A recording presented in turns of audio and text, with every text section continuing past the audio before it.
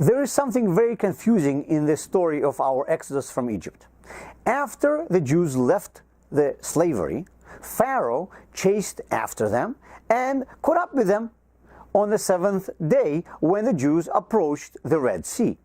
The Jews were stuck between the sea and the Egyptian army that was behind them. There were Jews who wanted to do what most people would probably suggest in this situation.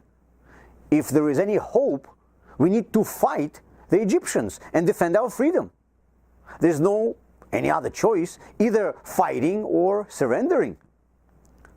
But surprisingly, Moses rejected this idea, and he even got upset with those who proposed it.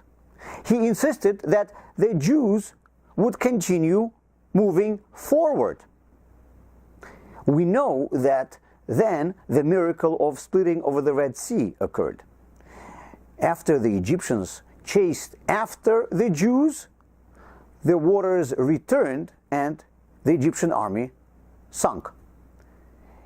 Certainly this was a miracle, as God took care of our enemies for us.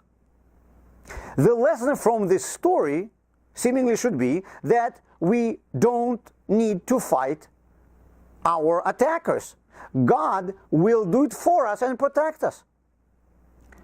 However, right after this, the nation of Amalek is attacking the Jews in the desert. And then Moses is ordered by God to lead the Jews into a battle against the aggressor.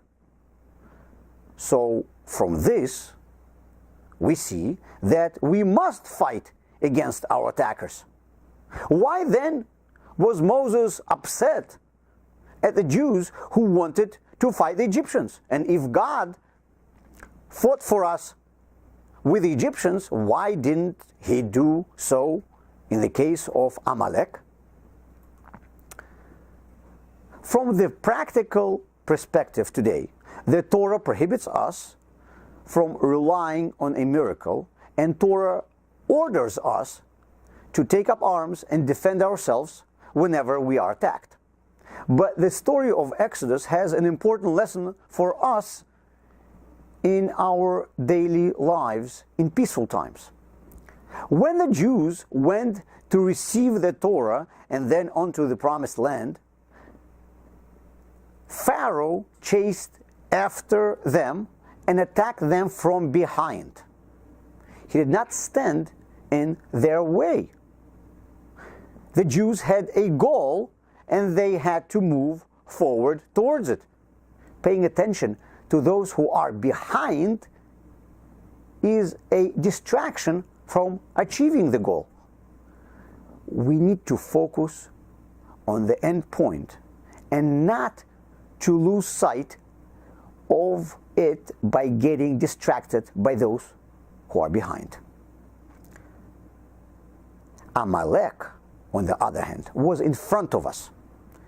He was between us and our target, and he was an obstacle. We could not reach our goal if we did not remove this hindrance. With him, we must fight. In addition to teaching us a lesson on being focused, this story also gives us an insight on how to go about our personal growth. We must eliminate all negative things that prevent us from moving forward in our lives. Just like the Jews fighting with Amalek, who was in front of them as they were moving forward.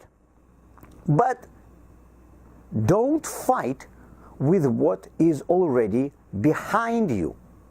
That is your past. Your past cannot hold you back.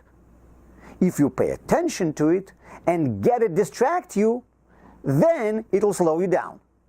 But it will not do it unless you will allow it to do so. Your past will not define who you are unless you permit it to do so, by fighting with it after you have already passed it and it is behind. we must go forward in our lives and not wage yesterday's battles with pharaohs who are already behind.